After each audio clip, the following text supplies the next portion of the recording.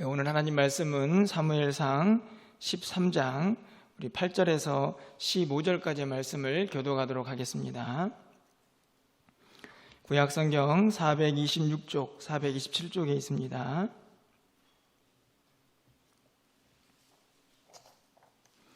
사무엘상 13장 8절에서 15절까지 말씀입니다.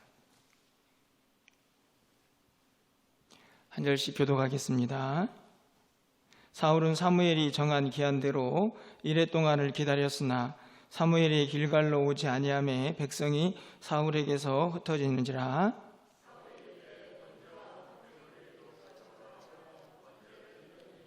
번제 드리기를 마치자 사무엘이 온지라. 사울이 나가 맞으며 문안하매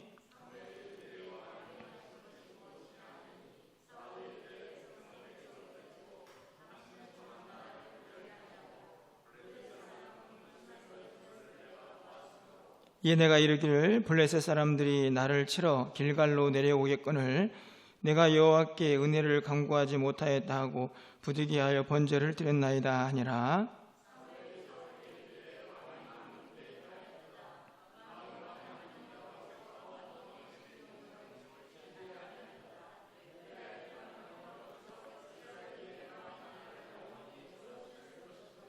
지금은 왕의 나라가 길지 못할 것이라.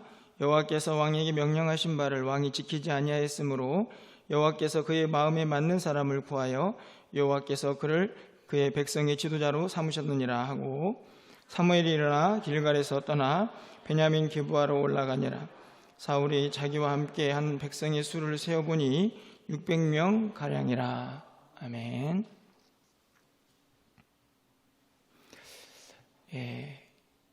우리도 이미 잘 알고 계시겠지만 코로나19 바이러스가 사실 조금 더 잠잠해져야 하는데 그렇지 못한 상황으로 계속 번져가고 있는 느낌입니다. 참 위험한 시기다라는 생각을 하면서도 그럼에도 불구하고 또 여러분들이 마스크와 또 거리 두기에 기타 개인적인 위생을 좀 철저히 잘 지키면서 이 시기를 좀 이겨내야지 않을까 하는 생각을 가져보게 됩니다. 사실 많은 생각들을 하게 됩니다. 저희가 이전에 한 2주 정도를 이렇게 거리두기를 하면서 교회도 주일 예배까지 영상 예배로 드렸던 기억이 있는데 사실 어떻게 보면 그때보다도 더 상황이 안 좋아지고 있기 때문에 어떻게 해야 할까 또 기도를 하게 되는 상황입니다. 여러분들이 함께 기도하시고 또 개인 위생도 좀 잘 지키시면서 이 시기를 좀 지혜롭게 또 은혜롭게 잘 이겨낼 수 있기를 소망해 봅니다. 우리가 가끔 핑계 없는 무덤은 없다 이런 말을 자주 사용하죠. 모든 일에는 이런저런 핑계를 댈 만큼 이유를 댈 만큼 그럴듯한 상황들이 있다라는 이야기를 비유적으로 사용하는 말이라고 생각됩니다. 이것은 이래서 그렇고 저것은 저래서 그렇고 사실 이런저런 핑계를 대는 경우들이 종종 있게 되는데요. 여러분들은 개인적으로 이런저런 핑계를 잘 대는 사람을 만나고 볼 때마다 어떤 느낌이 드십니까? 저는 개인적으로 좀 그런 사람들을 보면 되게 얄밉다 이런 생각을 좀 하게 됩니다. 썩 그렇게 마음에 들지는 않는다라는 생각이 들게 되는데요. 오히려 당당하게 자기의 잘못을 좀 시인하고 그 상황에 대해서 확실하게 조금 더 이해를 구하는 것이 더 나아 보일 때도 많은데 이런저런 핑계로 그 위기를 모면하려고 하는 사람들을 볼 때마다 얄미운 마음이 좀 들곤 합니다. 개인적으로는 그런데요. 여러분들 하나님 앞에서 우리가 이런저런 핑계를 댄다고 하면 또 하나님은 우리를 어떤 마음으로 바라보실까 하는 생각을 갖게 됩니다. 오늘 우리가 읽은 사무엘상 13장의 본문은 이 사울이 이스라엘의 첫 번째 왕이 되어서 2년쯤 지난 다음에 블레셋과의 전쟁에서 생겨난 이야기를 기록을 하고 있습니다. 아마도 전쟁을 치르기 전에 사무엘과 함께 제사를 지내고 하나님의 은혜를 구하기로 계획을 세웠던 것 같은데, 정해져 있는 일주일의 기간이 지나도 사무엘은 나타나지 않자 이 사울이 자기가 직접 하나님 앞에 번제를 드리게 됩니다. 그 번제를 마치자마자 사무엘이 그곳에 도착을 하게 됩니다. 그래서 어찌 이런 일을 행하셨습니까? 라고 묻자 오늘 12절 말씀에 가서 보시면 끝부분에 이렇게 기록이 되어 있습니다. 부득이하여 번제를 드렸나이다. 부득이하여라는 말은 다시 말하면 어쩔 수가 없었습니다 라는 말입니다. 어쩔 수가 없어서 자기 자신이 그렇게 제사를 지낼 수밖에 없었습니다 라고 사무엘에게 대답을 하고 있는 것이죠. 사울이 말하는 그 부득이한 상황, 어쩔 수 없는 상황이 어떤 것이었을까? 좀 살펴보면 사울을 조금 더 이해할 수가 있습니다. 여러분 11절 말씀을 가서 보시면 이렇게 기록이 되어 있습니다. 사무엘이 이르되 왕이 행하신 것이 무엇이냐 하니 사울이 이르되 백성은 내게서 흩어지고 당신은 정한 날 안에 오지 아니하고 블레셋 사람은 빅마스에 모였음을 내가 보았으므로. 이 사울의 입장에서 부득이하게 제사를 지낼 수밖에 없는 이유들을 이 11절에서 아주 자세히 설명을 하고 있습니다. 하나로 볼 수도 있겠지만 좀 구분해서 살펴보면 첫 번째로는 백성이 흩어졌다. 실제로 백성들이 7절과 8절 말씀을 가서 보시면 모여든 블레셋 군사를 보면서 그들이 두려운 마음을 갖게 됩니다. 그래서 백성들이 떨면서 사울 곁에서 흩어졌다라는 말씀이 분명하게 기록이 되어 있습니다. 사울은 나름대로 지금 그가 직면했던 상황들을 설명을 하고 있는 것이죠. 실제로 백성들은 이 사울 곁에서 두려움에 떨며 많이 각자의 집으로 돌아가 버린 것 같습니다. 두 번째 이유는 당신이 정한 날에 오지 않았습니다.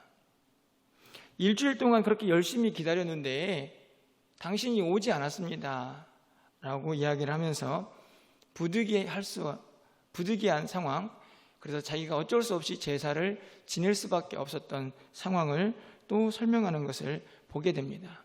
그것도 사실이죠. 뿐만 아니라 맨 마지막에 가보면 블레셋 사람들이 믹마스에 모였음을 보았습니다.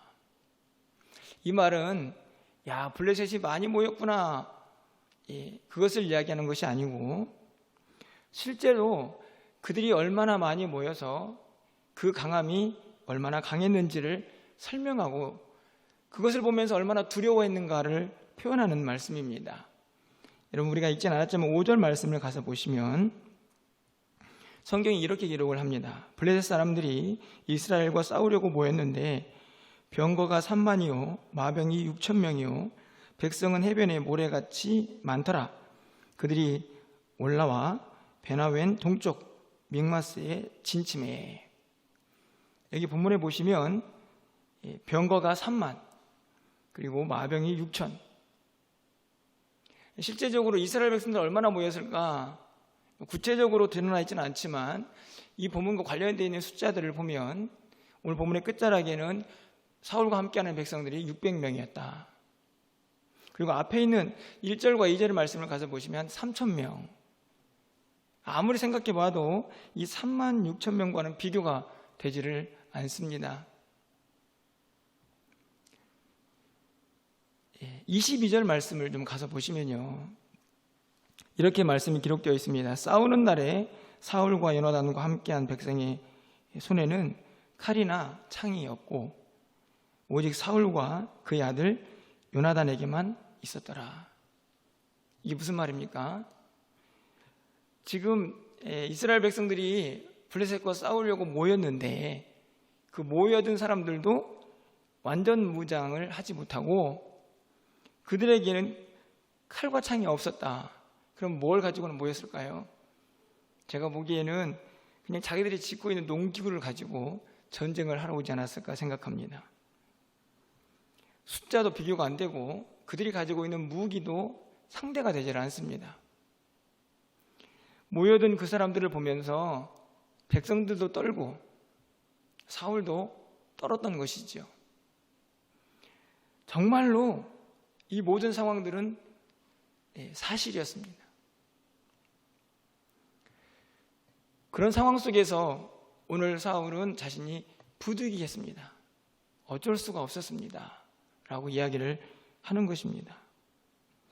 여러분 한번 사울을 좀 잠깐 생각해 보시면 사울이 40살의 임금이 되죠. 그런데 여러분 사울 왕이 어떻게 왕이 되었습니까?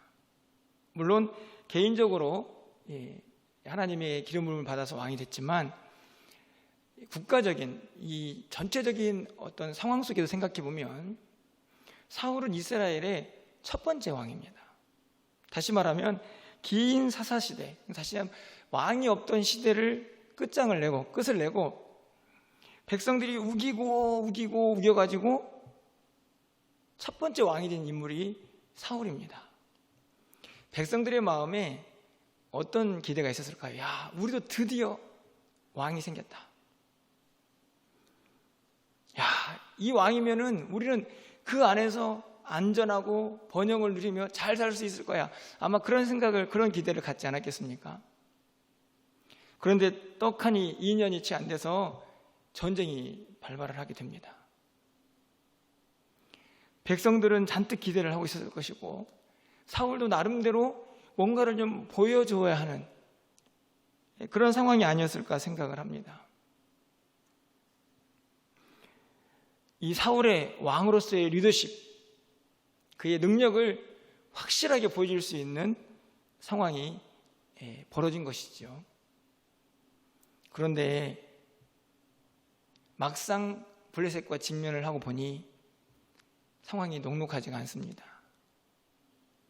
백성들은 두려워 떨면서 점점 자기 곁에서 떠나가 버리고 기다리던 사무엘은 오지도 않고 그리고 또 모여든 블레셋을 보니 이거는 뭐 상대도 안 될 만큼 강력한 군대가 떡하니 버티고 서 있는 것입니다. 정말 부득이한 상황이 아닙니까? 어쩔 수 없이 뭔가를 해야 할 상황이 이 사울 앞에 펼쳐진 것입니다.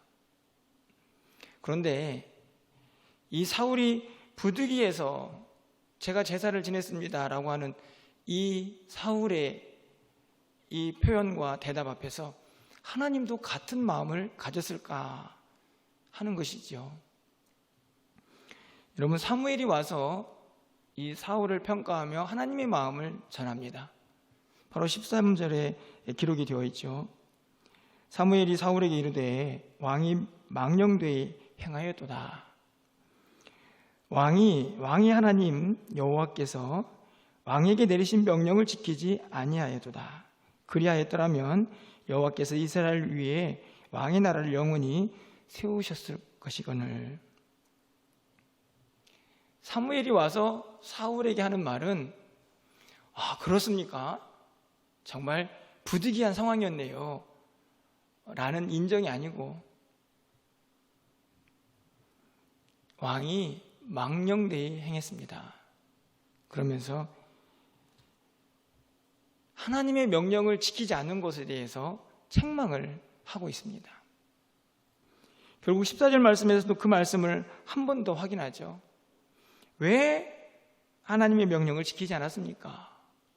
그러면서 결과적으로 하나님께서 정말 하나님에 맞는 그 마음에 맞는 사람을 택하셔서 다시 왕으로 세우게 될 것이라고 말씀하죠. 우리가 잘 알고 있는 것처럼 사도행전 13장의 말씀을 보면 다윗이 하나님의 마음에 맞는 사람이었다는 사실을 우리가 알고 있습니다. 오늘 사울은 부득이하다고 말했던 그 상황들, 인간적으로는 충분히 이해가 될 수 있었을지 모르겠지만 하나님께서는 분명하게 말씀하죠. 불순종이다. 왜 하나님의 명령대로 그 말씀에 순종하지 않느냐라고 지적합니다. 바로 하나님을 향한 불신, 그리고 그 두려움에서 나온 바로 그의 불순종을 정확하게 지적하고 있는 하나님의 말씀이죠. 조금 더 생각해 보면 결국 하나님의 마음에 맞는 사람은 어떤 사람입니까? 하나님의 명령에 순종하고 그 말씀에 전적으로 의지하며 완벽한 절대적인 믿음을 가지고 있는 사람이라고 우리가 말할 수가 있습니다. 이 사울의 부득이한 상황에 대한 변명은 사실은 오늘 13장에서만 나타나는 것이 아닙니다. 여러분이 15장에 있는 말씀을 가보면 아말렉과의 전쟁에서 하나님께서 모든 전리품을 다 멸하라고 말씀했는데 어떻게 했습니까? 좋은 걸 남겨놓죠. 그래서 뭐라고 변명합니까? 백성들이 남겨놓기를 원했고, 그리고 이 좋은 걸로 하나님 앞에 제사를 지내려고 그렇습니다. 상황은 좀 다르지만 오늘 이 13장에서 부득이하다고 말했던 이 사울의 변명과 바로 이어지는 아말렉과의 전쟁에서도 동일하게 그는 변명하는, 핑계를 대는 신앙의 모습을 그대로 드러내고 있다는 것이죠. 여러분, 그런데 우리는 어떻습니까? 이 부득이하다, 어쩔 수가 없었다라는 이 말씀, 이 상황들이 과연 우리의 신앙생활에서는 나타나지 않느냐 하는 것입니다. 우리도 우리의 믿음을 좀 돌아보면 핑계거리가 참 많지 않습니까? 야, 그래, 올해는 좀 말씀 보고 기도해보자, 새벽도 깨우고 매일 성경 보면서 퀴즈도 해보고. 그런데 하루 이틀 지나다 보면 이런저런 핑계들이, 또 이런저런 부득이한 상황들이 펼쳐지면 그 계획들이 어느덧 사라져 버리죠. 야, 이번에는 좀 주일 성수도 잘하고 하나님 앞에 예배하는 시간도 좀 잘 지켜보자 라고 다짐을 하지만 또 우리의 모습을 보면 이런저런 개인적으로 부득이하다라고 하는 상황들이 또 펼쳐지게 됩니다. 헌금 생활도 마찬가지죠. 그렇게 작심을 하고 11조 생활도, 물질 생활도 좀 잘 해보고자 마음을 먹지만 우리의 환경이 그렇게 또 우리를 도와주지 않아서 또 올해도 부득이하다라고 하는 우리의 변명들이 생겨날 때도 있습니다. 세상을 살아갈 때도 마찬가지입니다. 좀 하나님의 백성답게 거룩하게 말씀을 지키고 정직하게 그렇게 살고 싶은데 왜 이렇게 부득이한 상황들이 많은지, 또 이래서 저래서 세상과 타협하고 한 발자국 두 발자국 물러서는 것이 우리의 모습은 아닌가 생각해 봅니다. 사실은 안타깝지만 개인적으로 이런 마음을 갖습니다. 지금 우리 안에 있는 이 전염병, 이 코로나19 바이러스도 우리가 우리의 믿음 생활을 하는 동안에 또 다른 핑계거리, 하나님 부득이하지 않습니까? 라고 하는 그 부득이한 상황 속으로 우리를 몰고 가는 것은 아닌가 하는 생각을 가져보게 됩니다. 물론 조심하고 염려하는 것에 대한 그런 말씀을 드리는 것이 아니고, 이 모든 상황 속에서 이 환경들이 우리를 정말 부득이한 어쩔 수 없는 상황들로 자꾸만 몰고 가면서 우리의 믿음을 절대적으로 하나님 앞에서 순종과 그를 향한 신뢰로 나아가지 못하도록 우리를 방해하고 있는 것은 아닌가 생각해 보게 되는 것입니다. 여러분은 어떠십니까? 그런데요, 참 기가 막힌 것은 우리가 읽지는 않았는데 이 14장에 바로 이어지는 이 말씀 속에서 이 사울과는 아주 대조적인 인물이 바로 등장을 한다는 것입니다. 바로 누구냐면 그의 아들인 요나단입니다. 시간상 다 설명을 드릴 수는 없지만 이 요나단이 이 블레셋과 대치를 하고 있는 사이에 이 블레셋 군대에 가보고 싶은 마음이 생겼습니다. 사실은 엄청난 모험이기도 하고 무모한 행동일 수 있는데 자기의 무기를 들고 있는 한 병사를 데리고 이 블레셋 진영으로 들어갑니다. 그런데 그 행동을 이 요나단은 이렇게 이야기를 하죠. 사무엘상 14장 6절 말씀인데요, 여러분 화면을 보면서 이 말씀은 함께 읽어보겠습니다. 14장 6절입니다. 요나단이 자기의 무기를 든 소년에게 이르되 우리가 이 할례받지 않은 자들에게로 건너가자.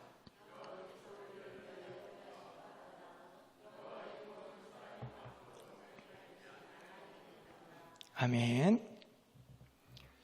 이 사울은 두렵고 또 떨리는 마음으로 부득이한 상황들을 경험하며 그 상황 속에서 타협하고 핑계대는 모습을 보이는 반면에 오늘 이 아들 요나단은요, 여호와께서 우리를 위하여 일하실 것이다. 여호와의 구원은 사람의 많고 적음에 달려있지 않다. 사실은 무모한 이야기인 것처럼 보이지만 요나단의 마음속에 하나님을 향한 확실한 믿음의 고백인 것을 우리가 알 수 있습니다. 숫자가 많고 적다고 그것 때문에 하나님이 구원하고 구원하지 못하는 것이 아니라는 사실이죠. 하나님이 마음만 먹으면 얼마든지 우리를 구원하실 수 있다고 확실한 믿음의 고백을 하고 있는 것입니다. 12절 하반절에서 14장 12절 하반절에서 이렇게 고백합니다. 나를 따라 올라오라. 여호와께서 그들을 이스라엘의 손에 넘기셨느니라. 지금 요나단과 그리고 무기를 든 소년 딸랑 2명이 가가지고 이 블레셋 군대에서 이렇게 고백하는 겁니다. 야, 하나님께서 이 백성들을 우리 손에 넘기셨다. 하나님께서 이 블레셋 군대를 멸망시키고 우리를 구원하실 것이라는 믿음의 고백을 이어서 하고 있는 것입니다. 실제로 하나님께서 이 블레셋 군대 가운데 역사하셔서 이 블레셋 군대는 자멸을 하게 됩니다.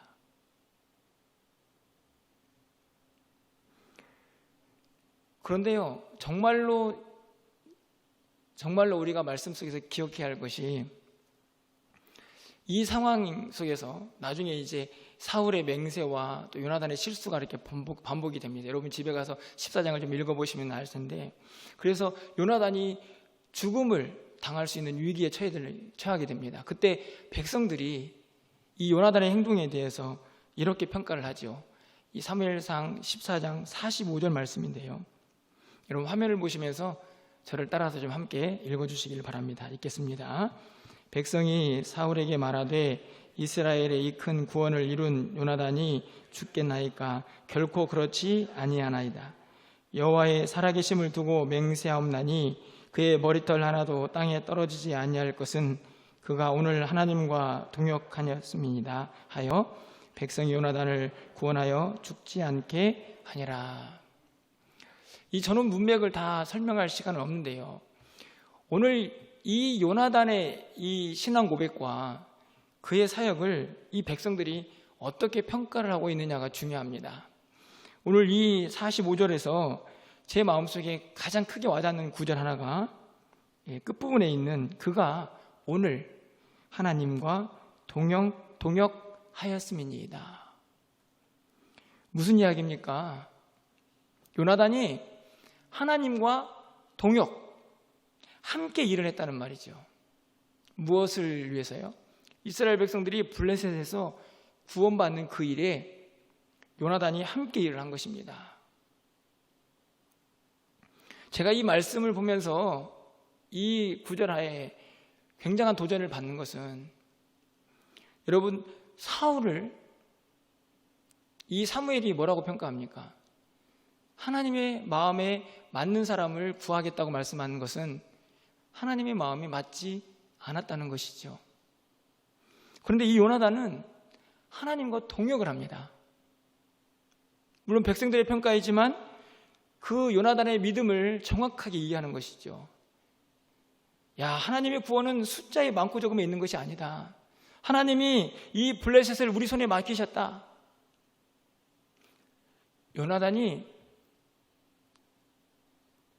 이 요나단이 블레셋 가서 한 게 뭡니까? 아무것도 없습니다. 달랑 둘이 가서 뭘 하겠습니까? 철저하게 요나단의 이 하나님과의 동역은 그의 무엇을 보고 한 이야기냐? 그의 믿음입니다. 믿음.